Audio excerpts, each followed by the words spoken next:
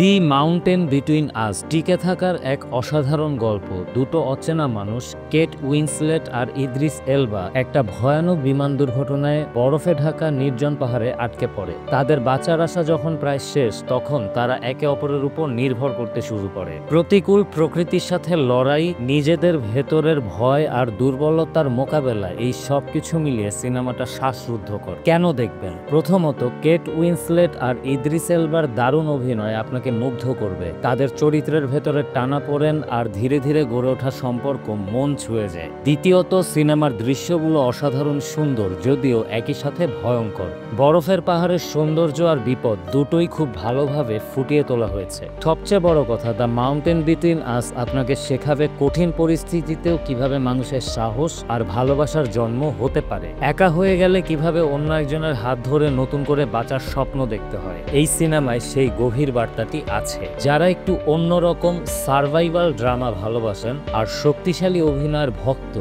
তাদের জন্য এই সিনেমাটি অবশ্যই দেখার মতো। হতাশ হবেন না।